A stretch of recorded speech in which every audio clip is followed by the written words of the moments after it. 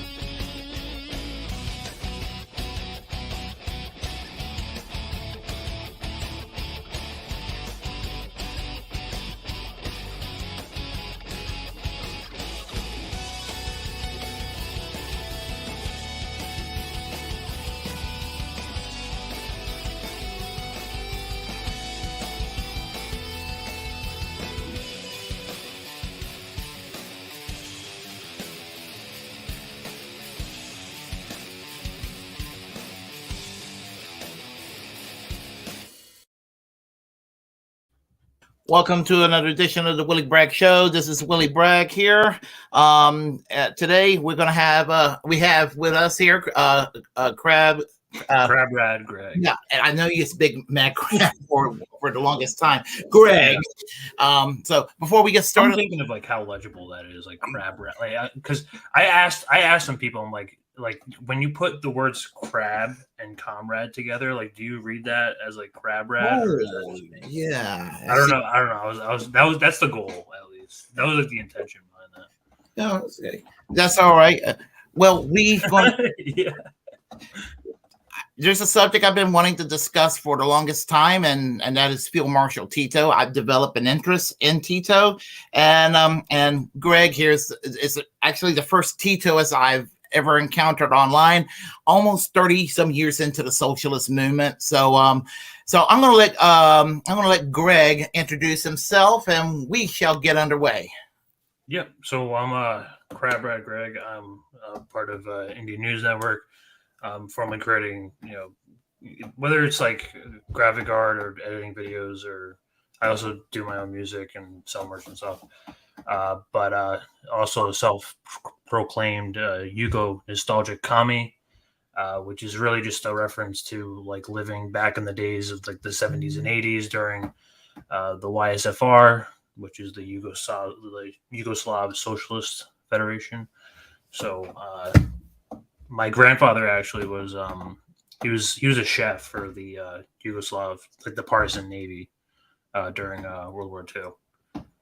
So there's some I have Croatian background. That's like what really kind of like dove me into this topic and wanted me to ask more questions and like really like kind of like learn like really more about like my history. I mean, Tito was he was Serbo-Croatian himself. I mean, his dad was Croatian, his mom was Slovenian, but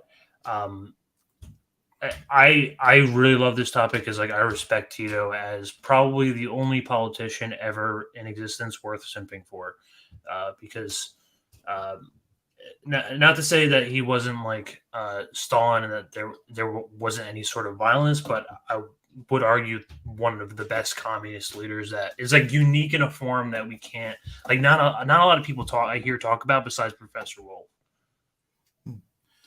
As I said, I remember when I joined the Socialist Party USA years ago, there was talk about revolution versus reform, social democracy versus actual cooperatives, and in some of the position papers, they were talking about cooperatives, and then they were talking about the model in Yugoslavia as an alternative to the classic Soviet model.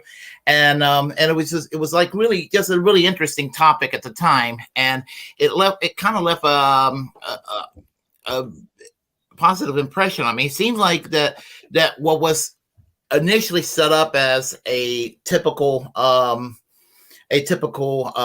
communist state in the very beginning of the Cold War kind of evolved into something that was not Western European social democracy, certainly wasn't American capitalism, and it certainly was different from the Warsaw Pact nation. It was something that was totally different, but was within the context of that vision, that vision that socialists, social democrats, and communists can kind of unite on to try to work toward some kind of a utopia. Not that it was perfect, but it seemed like they kind of worked that niche out. They had basically no antagonism pretty much toward other nations, and it became internally democratic, and the public, it seems like they developed what I would like to call decentralized public ownership. Would I be correct? Yeah. The whole economy was basically structured around worker co-ops, which is like the way you framed it is correct. I mean, like Tito is really, I mean, the real famous moment in history is the Tito and Stalin split, where I'm not sure exactly which year, but there was obviously some tensions with Yugoslavia being bordering like right next to Germany and Italy, all like the Axis nations, as well as Russia, right above us. So obviously Stalin wanted to take part in this, upcoming communist project. I mean, I mean, this, you're talking about a country that literally like just liberated itself from Nazis with no outside help from the Axis powers. I mean, probably some like IMF loans, but that's it. But no other troops besides us drove out a ton of like Nazi Germany, and fucking defeated the Italian army too. Yeah, what the Albanians could do, the Italians never could do. The Italian army sucks. They're fucking terrible. What was interesting about it, like the Yalta Conference, the classic photo with FDR, Churchill, and Stalin sitting side by side. I understand that Tito was there at that conference too, and he played a very important role, like you said, in ousting out defeating the Nazis. And I feel like he doesn't get enough credit for what I read about him. He doesn't get enough credit, and there's a lot of Americans they're in the dark about this figure. Yeah, no, he's honest. It's inspiring. He's inspiring me, honestly. My middle name is Josef, actually, but Tito was famous. I mean, if you actually Google Tito and Stalin, probably like one of the first things that comes up is the famous letter that Tito sent to Stalin, where he's like, we just captured your fifth assassin, and if you send another one, I'm going to send one to you, and he's not going to get caught. So he was a prime, like he was seen as like a big like badass, like iron fist kind of leader, but he was also really charismatic, and that's like why he was kind of be able to play both sides at the same time. And I'll tell you, like, this man played the Cold War like a fucking fiddle. He managed to get funded by two world superpowers at the two opposing world superpowers at the same time, because it was always a question of whether or not they were like, especially like in the beginning, whether like they were like fully communist or not, because obviously Tito had their split with Stalin. He didn't fully believe in what Stalin was doing. Tito, ideologically, like he actually went to after he left Soviet prison, actually, he went to the University of Lenin, and he primarily got all of his like communist like ideology from like jail, and really learned up on his theory from the University of Lenin with all of his like communist comrades. And I would say like the best book to reference for this, because there's especially when you look up Tito, there's a lot of different like controversial, like it's either like biased on one side or the other. Like you either get like these super like anti-communist types that like call him a dictator, and then there's others that like praise him. Like, I mean, I know people who like like very like much older like family members who like cried when Tito died, because you're talking about 7 or 8 different Balkan countries, all speaking different languages, all like having their own different religions, ideologies, whatever, coming together as one Slavic brotherhood. And he really, really coined, like, he really emphasized that word brotherhood, because he saw Yugoslavia as like that oneness, and that unitedness between the different countries. He saw that as well, first of all, that's how he built the communist army, by, like, getting all these countries together against Nazi Germany. But also, prior to World War II, these countries were always constantly in fighting civil war. I mean, this like started like even some of it even prior to World War One. Like, I'm talking about like late 1800s, with like Albania and Serbia have like a very complicated history where, like, land just getting owned back and forth. But suddenly Tito comes in, and like now we're all one big Slavic brotherhood, and it's powerful because we have money from the Soviets, we have money from the U.S. because they don't like Stalin either. But Stalin is funding us because we're an upcoming communist nation with a ton of resources and a ton of industrial power. It just happens to be next to the Mediterranean Sea, and like all of that coastline, perfect for trade. They want Stalin really, really wanted Yugoslavia. He wanted Tito dead, but because he needed a warm water port is what he needed, and the Adriatic Sea, it would be that. Right. Yeah. And this is really where like a lot of the criticism of Yugoslavia comes in, is that it had a lot of industrial power. It was an economically strong society. I'll tell you, my great-grandparents, they couldn't fucking imagine free healthcare and free university. Fuck no. They were poor as shit. They were dirt fucking poor. And then Tito came in, drove out the Nazis. Suddenly you can see the doctor for free. Suddenly I can go to school and like get an actually good job with a paying salary. It was incredible, honestly. And that's why people adored him. And that's why he was president for 30 years. I mean, like the ability and the charisma to take on that. I mean, and I was going to address the criticism part, is that the fact that he took on so much of this money and all these like IMF loans, especially in the beginning during the first like 5-year plan, like during the very industrial part, just in the very beginning, that ultimately led to the economy's downfall after he died, because the Cold War was like coming to like an end.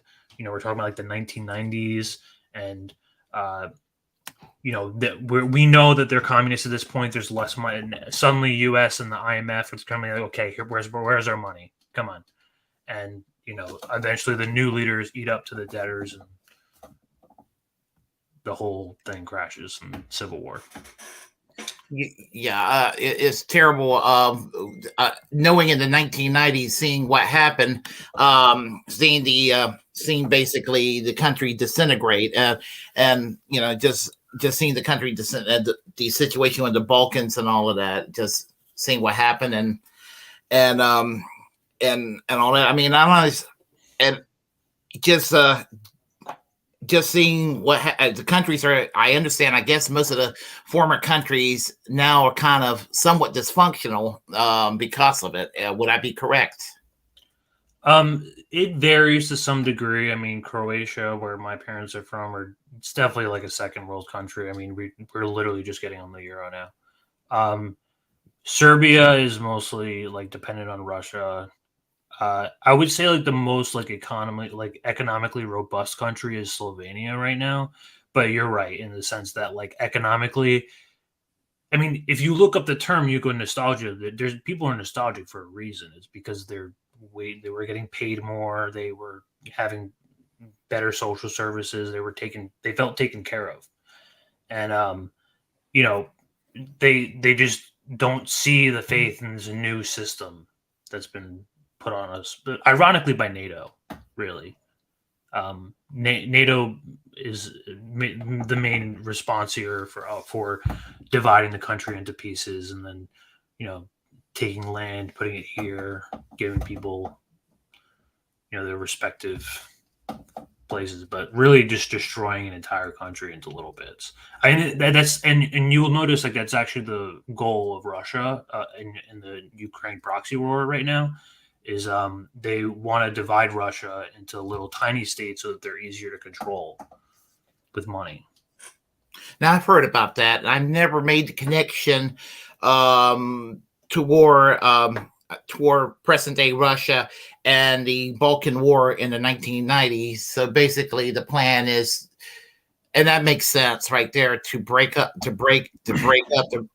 what remains of the Russian Federation, so it'll be easier to control. In other words, Yep. yeah. Yep. Well, and I get called pro Russia. So do I. So yeah, do I.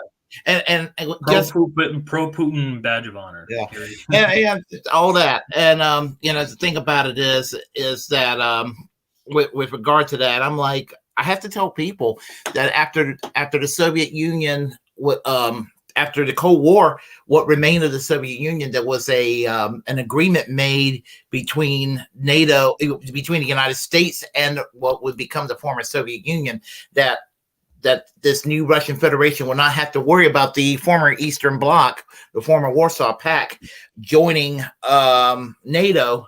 That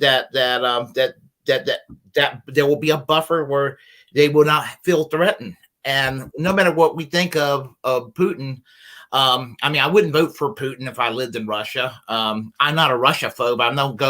I never quivered underneath my bed, fearful of Putin the way a lot of these shit libs do. Oh my God, it's embarrassing. But just kind of like little by little from the 1990s, starting in the 1990s, all the way till recently, one by one, all these countries are starting to join NATO, and the country feel threatened. I'm not so sure. I'm sure they had a benevolent, more democratic leader in Russia, that they wouldn't have responded the same way. Yeah, no. Ironically, the Croatian president is actually on the Ukrainian kill list. Because he spoke about the U.S. sending tanks a couple weeks ago, and ironically, we're a NATO member too. So you'll see like these like little pockets, like it's us, Turkey, I think Hungary, that are like kind of like, hey, what's going on with this, But Putin himself, like I have like a couple Russian friends who like speak. I mean, it's more or less the same in the United States. I mean, didn't they literally just arrested a 70-year-old in Poland for speaking out, being labeled a Putin propagandist or whatever.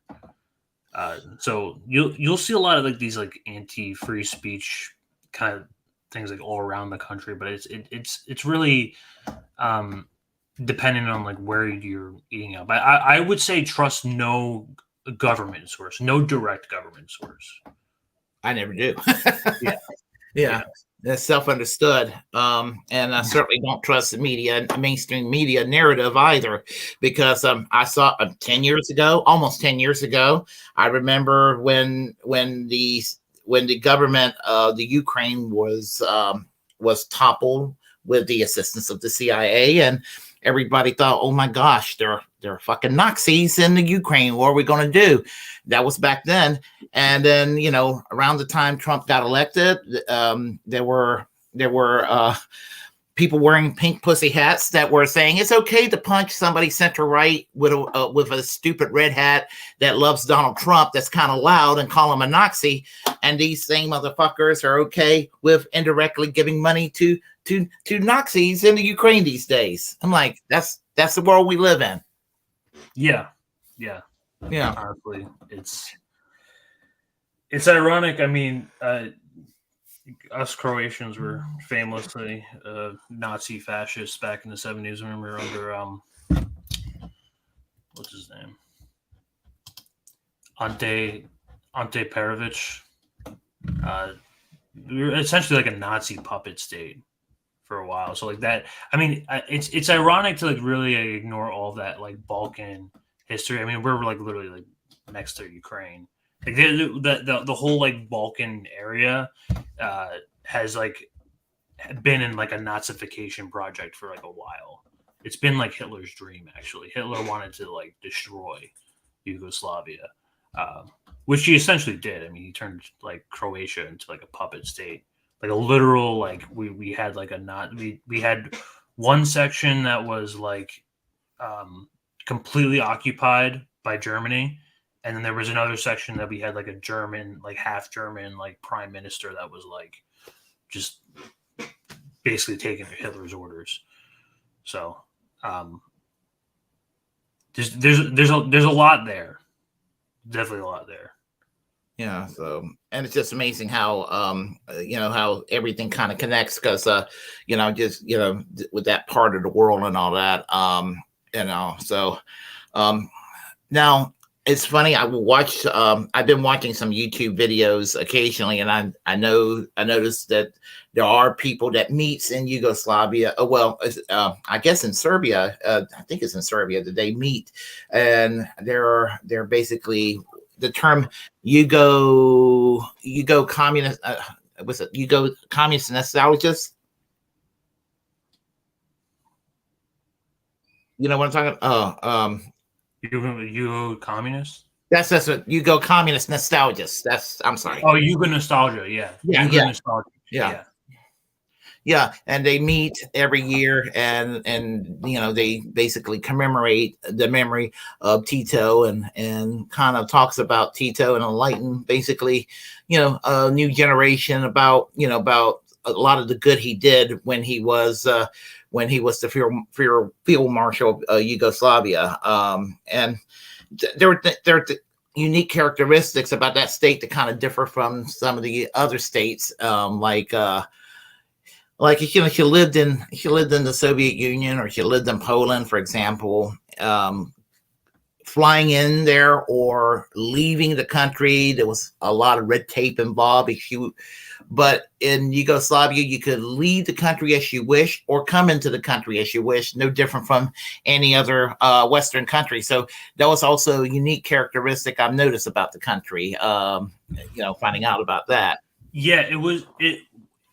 I mean, I would say that the Yugoslavic economy primarily differed from Stalin.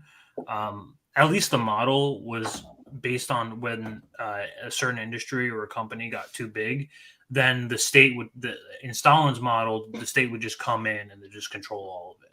Mm-hmm. But in Tito's model, he would approach it in more worker co-op sense, where if an industry got too big, he would just democratize the whole thing, and then every worker has equal power and equal say, so that they can negotiate wages and like have not to like fight with the like government alongside or anything like that. It's basically a vote for everyone gets to vote equally into whatever, whether it's like manufacturing, processing, etc. So it was that he was notably less violent than Stalin.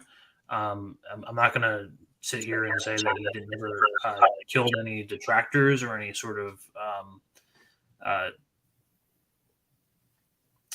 how do I put this? More like anti-communist kind of antagonizers. Really, it would really only occur. You only really see something like that occur if it was someone who was like completely entirely against the communist project that Tito had, which Tito like really. And I think the reason why people loved him is because like he really saw Yugoslavia as his like socialist dream project, and he was tied to it ideologically by every means. I mean, he was born in Serbo-Croatia, but he grew up on a farm, and he would always like handle his dad's debts, and he famously he fucking hated his dad's debt collectors, and so that's when he like really started to get more into like the Communist Party, which was small at the time, and then when the Nazis fully took over is really when Tito saw his opportunity,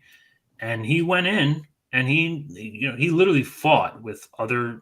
He grew a partisan army and convinced people essentially, what happened was that Hitler, uh, the idea was basically he put out like some sort of like statement where like for every dead German, and because I remember I said like most of the country was like occupied by like a German military. Mhm.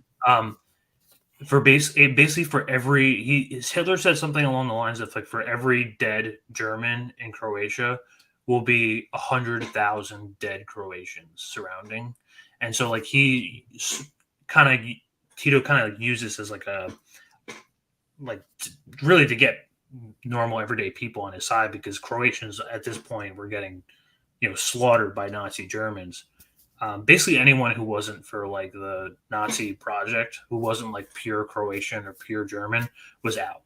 And when you're seeing this happen around you, and then once Tito, eventually puts out, I'm not sure what exactly it was. It was like some kind of like paper or something. This is how he convinced people to join the partisans in his communist army. Was he essentially said like, look, like if you're next to any sort of Nazi or German corpse whatsoever, you're dead, you're gone. So we got to get these guys out of here. Eventually grows this army up to 700,000 people, which is pretty big compared to like it. Like if you look at like where like from where it started, and there's Tito out there on the front lines with fighting with the people and like ideologically what he believes in. And he turned, within 5 years, he turned it into everything that he wanted. It just happened to fall apart after he died, which is, ironic. Yeah, I guess being a kind of a charismatic figure, anybody is a successor. I'm guessing Slobodan Milosevic was I knew he was the last man that held the country together, but was he the man that was his direct successor, or were there other presidents prior to him? No. So essentially, at this point, after Tito dies, Yugoslavia is in like provinces. It's not like exactly countries, but it's still Yugoslavia. But there's the Serbian province, that's where Milosevic comes from, and he wasn't president of Yugoslavia at any point. He was president of Serbia. I mean, he eventually grew to power on this kind of independence-based, Serbian nationalism platform. Which is really where like the idea of like pure nationalism came out amongst amongst all these other countries. Which, I mean, to be honest, it was always there. It was only Tito who like really kind of kept it together with the whole like Slavic brotherhood thing. It's only after he died when this idea of ironically, I think Milosevic had some connection with the CIA. I can send you a documentary after this, which will give you a good idea. I think it's literally called "The Downfall of Yugoslavia." It's about 9 hours, so you gotta like really prep yourself for it. But it's cool and really get your into like the whole like civil, at least like the Civil War part of like what that whole like 90s clash between the countries, and honestly, it got really ugly. Got really bad. Well, I remember at the time, because a lot of people were fearful at that time that they're like, oh my gosh, this is how World War I started, and there was concerns, just after the Cold War was ending, that we could they were actually talking about a possibility of World War III, because even though if Russia was to get involved with this, and and NATO, it could have gotten us into a situation where we're at currently with the Ukraine. So there's actually remnants of that still today. I mean, if you look back a couple of months, there's still tensions between Kosovo and Serbia right now. I mean, back in the 90s, like Serbians were kind of like ousted and kind of like they're similar to like how Russians are today. Treating like the like as if like all Serbian people are bad, and so they were bombed to shit for 90 days. And this is an illegal campaign that NATO took on themselves to decide which they had no right to do. Spent up this bombing campaign and split up Kosovo into their own independent country. I guess it's really kind of hard what they determine themselves as right now, because they don't have their own license plates and IDs. And essentially, this is what this whole conflict is about. Kosovo wants pure independence. It's kind of like a Taiwan-China situation right now. Essentially, we're on the support of like Kosovo, Serbia. Like, it's always been a part of Serbia, but suddenly NATO is a part of like Kosovo independence for quote unquote freedom. Ironically ends up becoming like a U.S. controlled puppet nation. Ironically, and so they just want. It's basically like an internal fight over this. I mean, you can hear like Scott Ritter talking about this a couple of months ago briefly, but it was a small story because honestly, no one in NATO has the appetite for another war right now. No one rational, at least. I'm sure like the U.S. would love to take it on, but NATO seems to keep obsessing over that Article 5. Anything, seems like every day they try to find a new reason for Article 5 to be violated by Russia, even though it was a friendly fire by Ukraine or something like that. It'll be like, oh, well, if Russia didn't do this, we wouldn't be in this situation. Article 5, and then maybe some coolers had said, no, let's don't go try starting World War III over an accidental Ukraine rocket going into Poland, for example. So there was that. The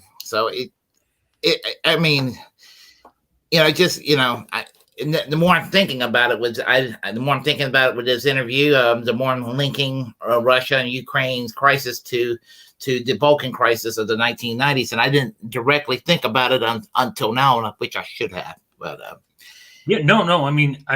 I think there's not many people making that connection, and you can see where where Mark Twain says, history doesn't repeat itself, but it rhymes.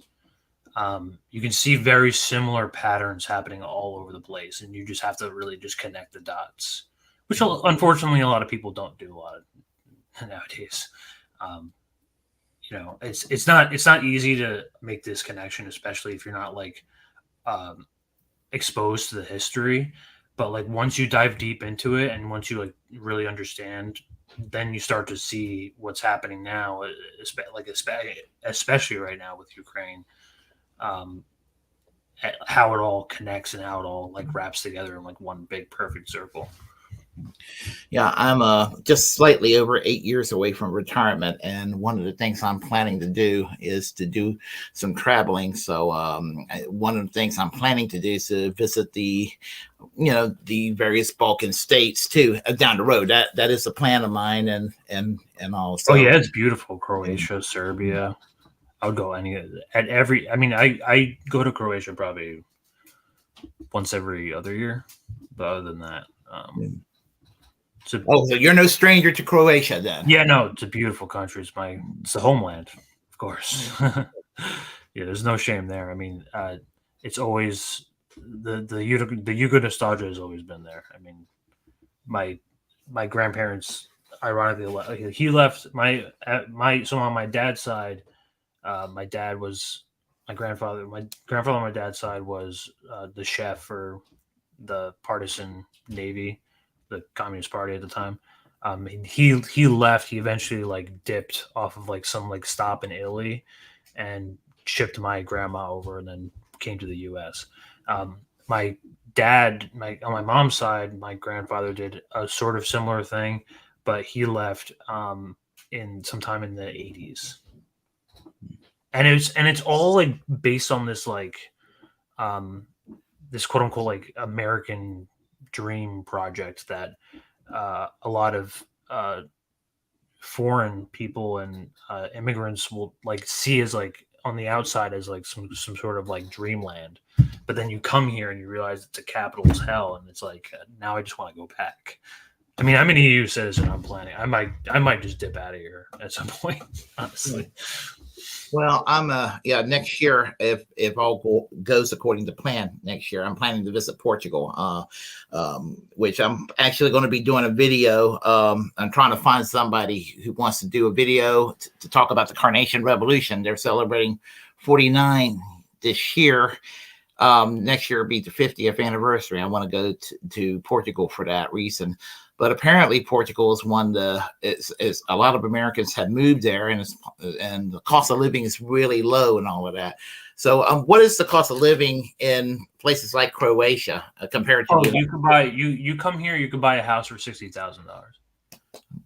Okay, kind of. Try doing that in America. Nowhere in America. I know. I got offered like this like digital nomad program. Like, I mean, well, not like me specifically, but I saw it's like it's basically like you work remotely and you kind of just live in the like in Europe, and then when you're an EU citizen, you can live anywhere in the EU, the UN, basically, which I think includes Ireland. I'm not sure. I mean, I'm not sure which one is like the most like economically free state, but Croatia is like the first bet, I guess. Yeah, so they're just converting to the euro now, which I think is a mistake. I actually have an article in Substack about that, about how like the euro itself is kind of like a means of control over the EU. It's sort of has like a history of neocolonialism starting back from like World War I, World War II. When I was in the UK, I understood why they held on to the British pound when I exchanged my pounds for the euro when I went to France. So I was like, and I did I was like, okay, I get it now. So, but anyway, yeah, as I said, I just another connection I want to make with Yugoslavia. Also, I want, in some ways, I kind of think of Mikhail Gorbachev probably trying to turn the Soviet Union into something like Yugoslavia under Tito, but he miserably failed at it. Have you ever gotten that impression? So in Lenin's State and Revolution, there's this important, I'm not sure what to call it, like, I guess doctrine, but he essentially states like he theorizes that like every country that liberates itself from capitalism has to adapt within their own unique form of communism, whatever that looks like. And you can see that appear like in Soviet Union versus the South American countries, for example. They're both under the umbrella term communism, but economically they may function completely differently. Similar to like how you see where Yugoslavia and Soviet, that Stalin split in the 1970s. So really, it's a matter of adapting to your own country's needs and your own economic horsepower. Yugoslavia was relatively big, so yeah. Yeah, I know, like for the example with the crisis, the immigration crisis from Venezuela, Nicaragua, and Cuba, and I cannot think of the name of the press secretary in the Biden administration, but she did a blanket indictment and referred to all three countries as communists. And I'm like, how ignorant people can be, I mean, it's like, okay, Cuba would fit the classic definition of communists, but they're not really. They're kind of evolving right now as we speak. Venezuela is still a largely capitalist economy. It's not exactly a social democracy, but the government is basically a homegrown populist left movement. And maybe Nicaragua Sandinistas evolve into a standard social democratic government. Although a lot of people in America wouldn't believe it if you tell them that. So that's kind of how I see these three countries. But as I said, the press secretary, whose name escaped me at the moment, she did what a lot of Americans would do: just assume that they're all Soviet-like states. Yeah, no, that's like problematic with all of these like terms, like just straight like communism versus capitalism, because there's so much more nuance to it that people don't explain. And I actually really like that you use the term Yugo communism, because that kind of like makes the connection. It's like kind of like or like at least like Titoism, I guess you would call it.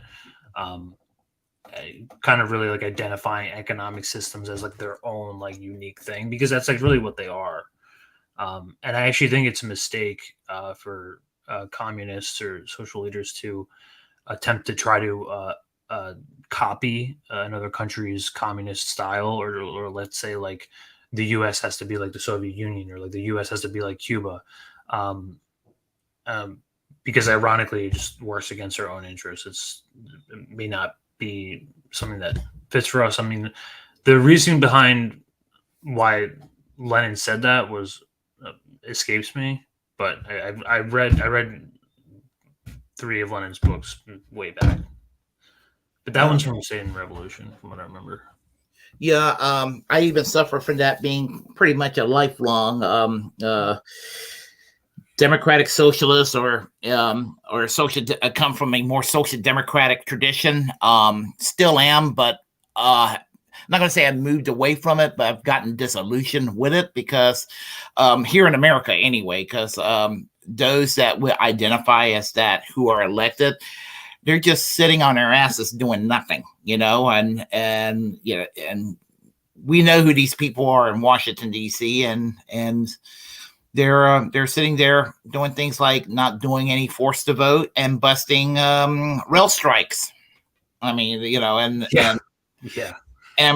and we're divisive, if we criticize them, and we're somehow being secretly right-wing grifters. Isn't it scary? Like no one can like just say a fact anymore. It's crazy. Yeah. But and as I said, I didn't give money to people like Bernie Sanders and AOC for Bernie Sanders to hang out with his good friend Joe, and for AOC to be basically to be browbeaten into submission by Nancy Pelosi. I didn't do that. Bernie robbed me in 2016 too. I gave money for them, and my moral support and my soapbox support here for them to go and raise the ruckus and make everybody, not just, it's easy to make Republicans feel uncomfortable. I'm all for that, still for that all day long, but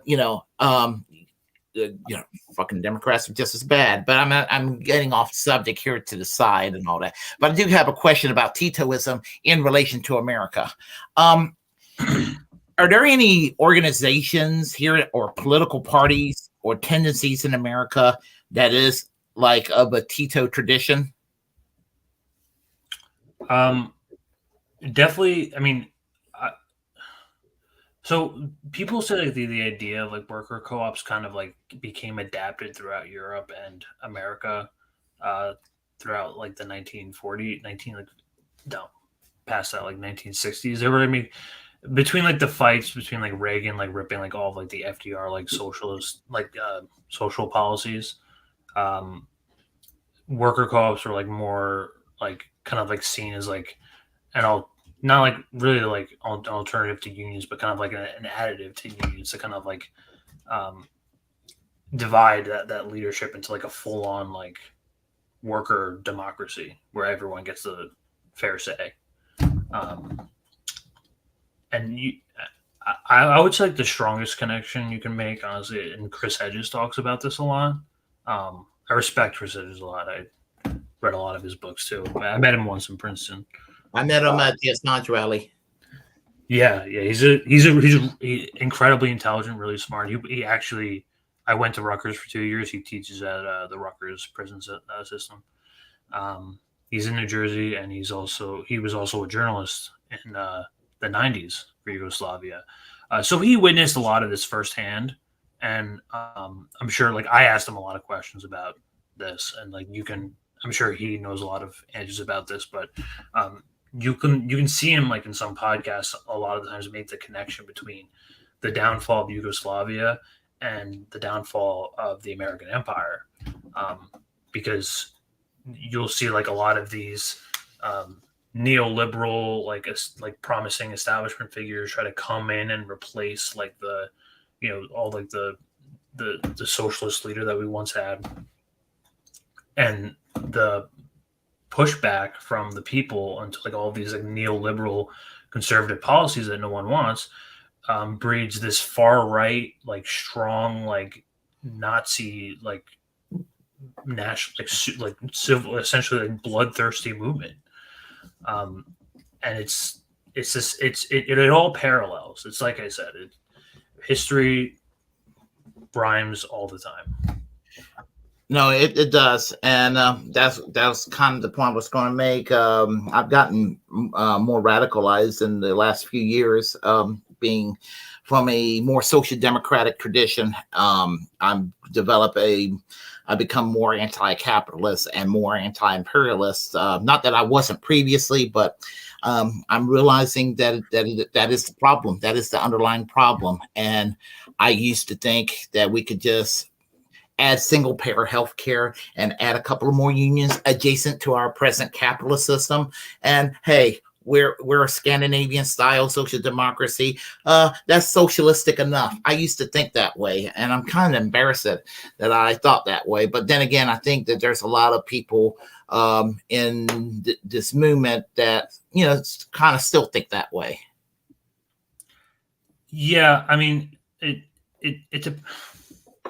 it's hard to, like, really, like, identify the movement. I feel like even kind of Lenin talks about how, like, capitalism kind of really needs to collapse before, like, communism can be born within a country, and, like, I think we're kind of, like, seeing that play out. I mean the collapse, at least, certainly, in slow time and real time. um and that's why where Tito, like, really kind of, like, saw his opportunity within our Nazi puppet era, which ironically which really was against all nobody really wanted, and it wasn't I wasn't akin to Croatian interests. It was essentially just a, a, a proxy of Germany. So Mm-hmm. Yeah. So anyway, yeah, I we have another Titoist in chat, actually.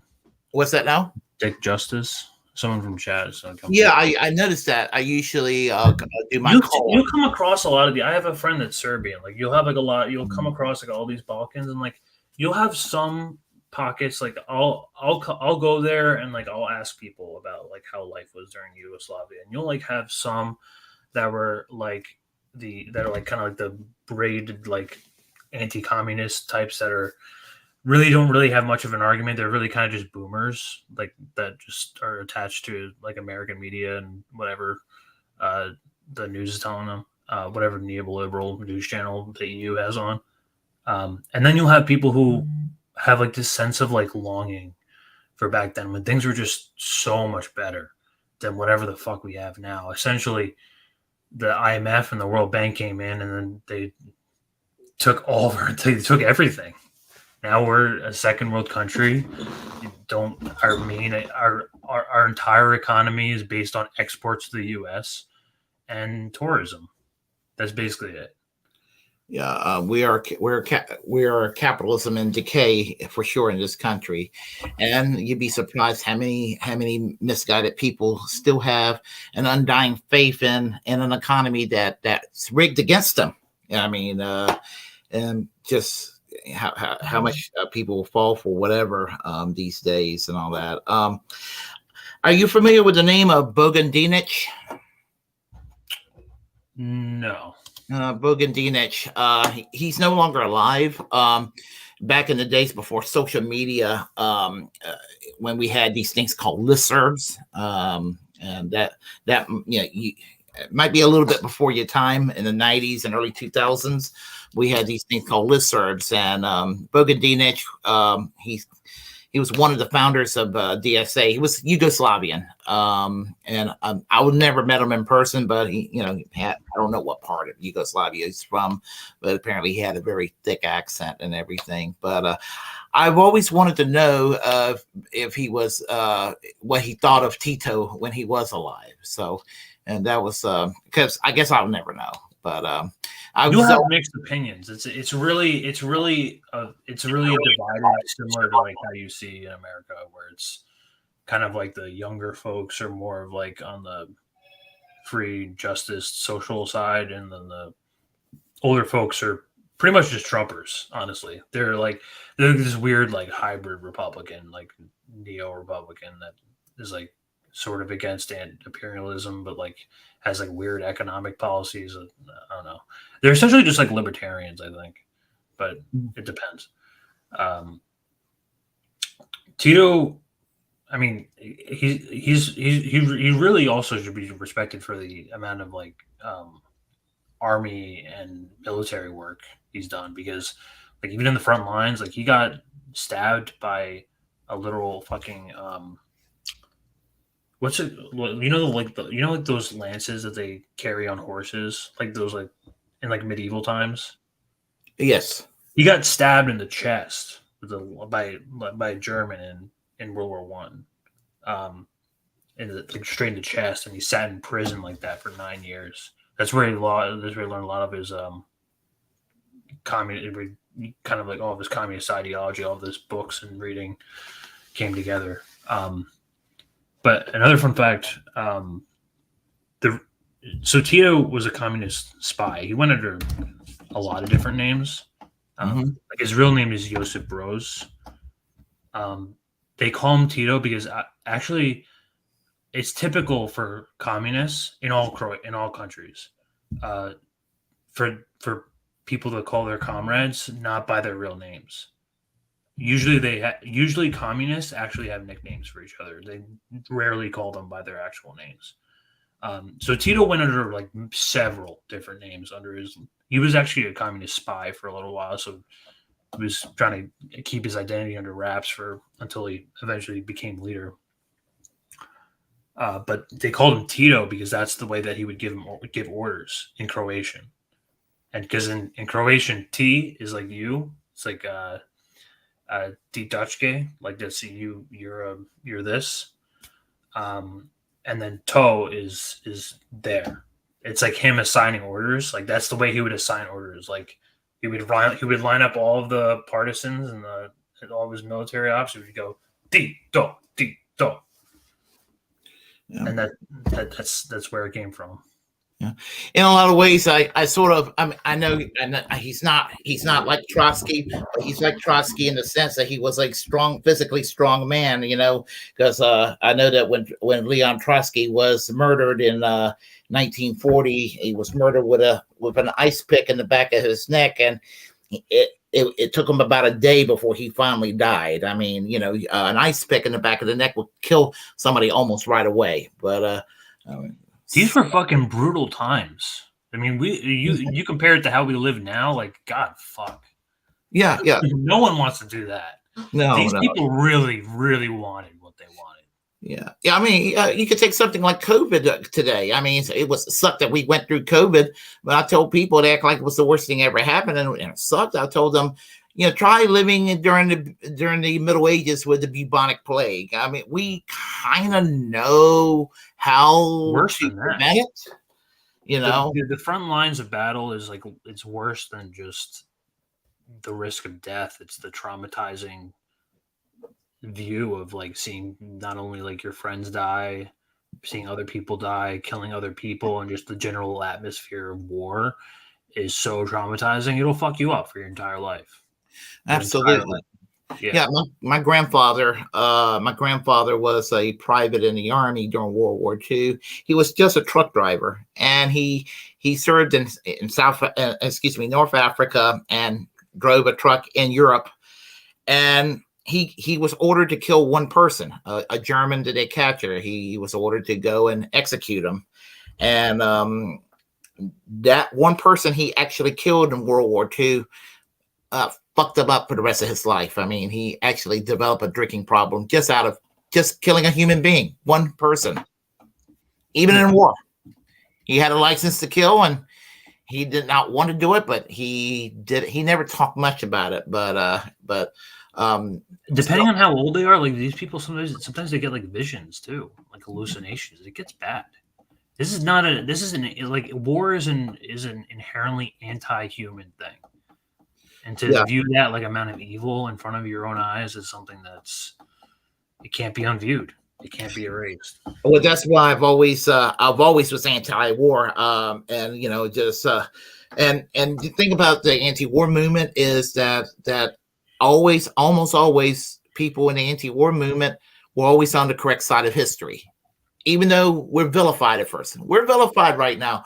We're called Putin puppets. And like with this Rage Against the War machine last week, so they're even calling us, being in league with white supremacists or what have you. And it was just kind of like, please give it a rest, people. I was talking about this with a friend the other day. I was like, I was like very young during Iraq. I'm 27, so like maybe like 8, 9. Like from what I remember during the time, especially like as soon as like Obama came in, that like if you were against the Iraq war in any sort of way, you were labeled as a terrorist or a Al Qaeda sympathizer, except it was on the other side. And now it's so interesting to see like the sides have completely flipped, and now like here we are like sitting on one like line in between these two people bickering at us, and now it's like the other. It's so weird to see.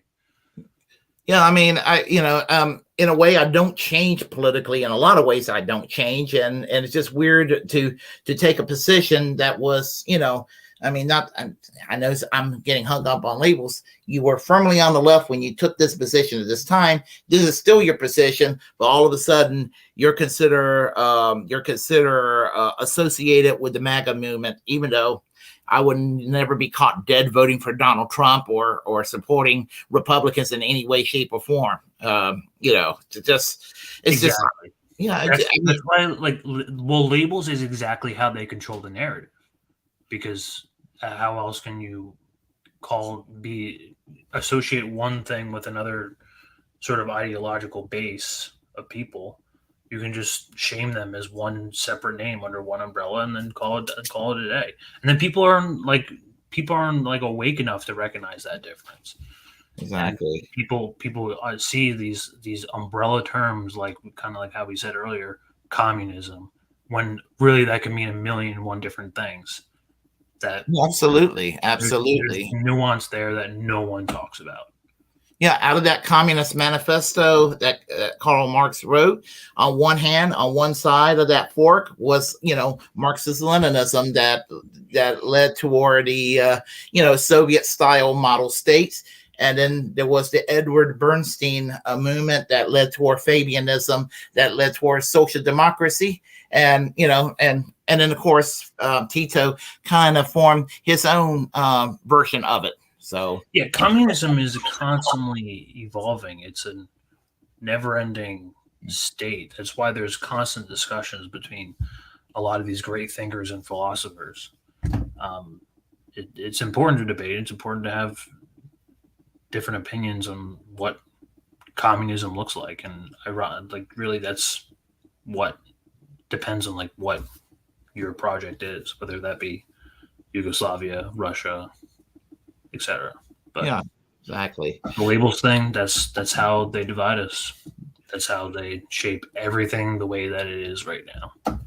I'm gonna play a quick video, and then we'll talk for a quick moment, and then do the chat lines, and I guess we'll come to a close unless you have something.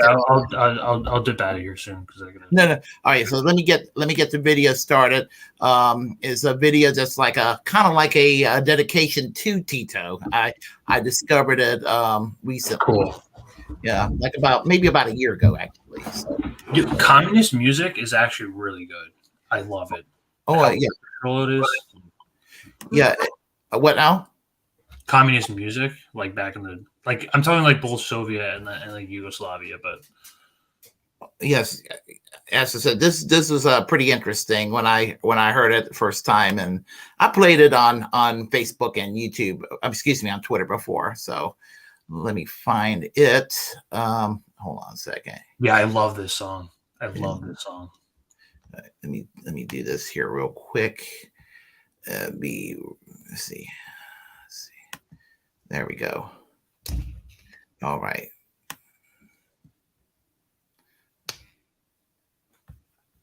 Give me a second here. Sorry about that. The song's so epic. I fucking love it. Yeah, let me get. Thank you for remember. I forgot about this song, man. Thank you for bringing this up. Oh, okay, no problem. I figured it was appropriate. I gotta listen to this again. Yeah. Okay. I forgot about this. Here we go. This is a great song.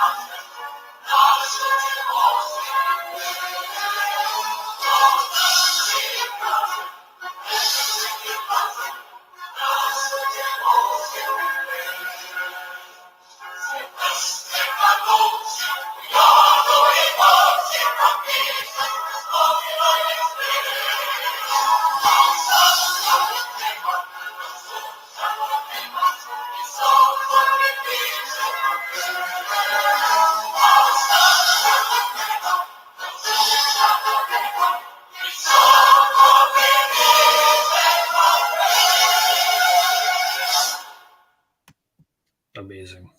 Yeah, yeah. You know, like how many people he was able to like bring into like this idea of Slavhood.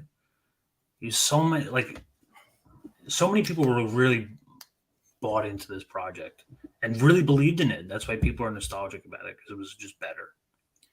Yeah, yeah. It's just, as I said, just the standard of living for the people there, the tourism dollars, and the model that was made, and I understand it was like freedom of speech that was allowed, and everything, criticism of the government, things of that nature, freedom of the press.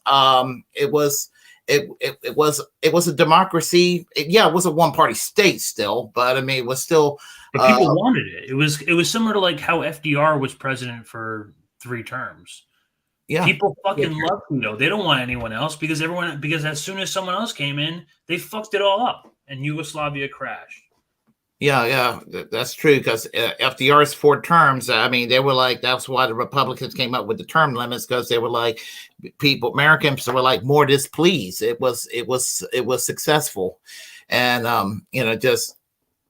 this is why they have fought against things that, whether we're talking about Yugoslavia or we're talking about the Soviet Union, or we're talking about Sweden, the things that were popular, like the universal healthcare systems and the educations and things of that nature that was available to the people. If that was to become the case here in the United States, they will be fighting for dear life to keep that here in America, and they don't want that here in America, the powers that be. So that's why they keep us divided, because they know they keep us divided. Things that we're fighting, that you and I are in particular fighting for, will never come to be. So they hate to see something big be successful, because yes, exactly. Unfortunately, Unfortunately, the powers that be in this country were fairly successful in that happening. So, Warren, Uncle Warren is here. This better be good. I pay no money to see this. Yeah. Yeah.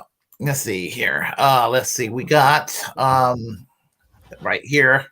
I always thought it was a crab parade. There we go. Yeah. Crab. Yeah. Nikki's here. I hate to have to pop out chat now.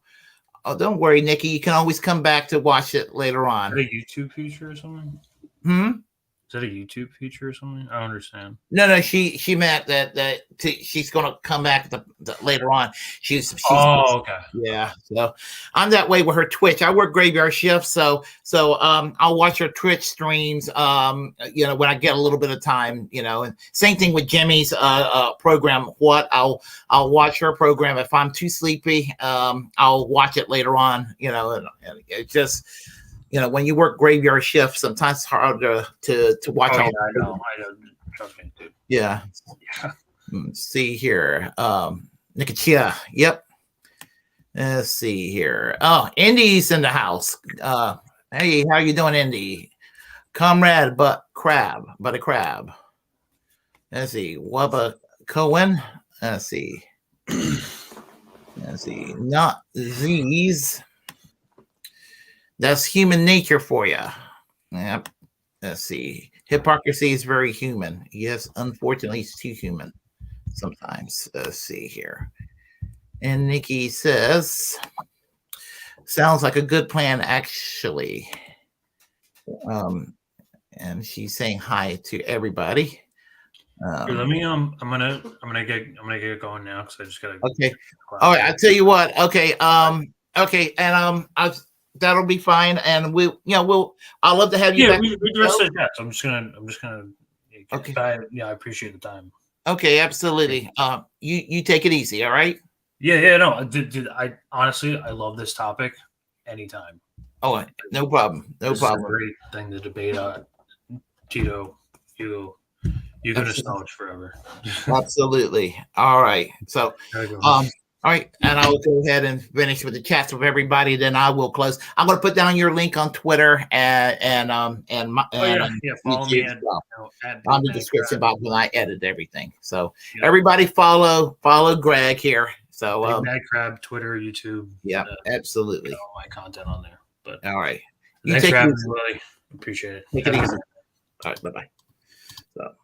All right, and let's see. We have I'm from Croatia. Life during Yugoslavia and Tito was far superior than now. I've heard good things about Yugoslavia. Now we live in a capitalist oligarchy, and we do here too in this country, even more than ever. See, good to see Wubba Cohen. I don't think I've seen you around in a while. And Dick Justice says, free education, free healthcare, a lot of social programs, very low unemployment rates. Life was much easier back then. Those anti-communists here, usually uneducated people, or it's dysphoria. Let's see here. I don't want to sound like an uppity liberal, but unfortunately, most Tito haters are uneducated, although there are exceptions among uneducated people that are also like him. Now, my dad's very educated, way more educated than I am, doctorate level, conservative, but he actually did tell me how he had a little bit of benevolency about Tito, and that's kind of how I kind of known a little bit about Tito too. So anyway, he's a free thinker anyway. So Andy Left News says hi, Nikki, and Dick Justice says your pronunciation is on point, brother. You must be referring to Greg, because I'm not good with pronunciations with a lot of Eastern European phrases and names and as such. Begorovich reminds me of this guy, historian, international relations expert, and former U.S. Army Colonel Andrew J. Begorovich returned to the journal to discuss America's long war in Afghanistan. And we need critical thinking. How are you doing, my friend? Labels used to keep separated. It's appropriate, but it can be counterproductive too. My grandfather was 17 when he joined the partisans to fight the Nazis. Motra, how are you doing today? And we have my grandfather was offered to join the Communist Party. He rejected. He was always anti-establishment guy. However, near the end of his life, he said, "I wish I was the member. It was most prosperous." See here, we have. I'm sorry. See, "Time of My Life." What a song! It sounds kind of campy now. Kind of cool though. Yeah. Yeah, cool. Campy can be cool. Let's see. Music can be a powerful motivator. Yes, it can be. All right.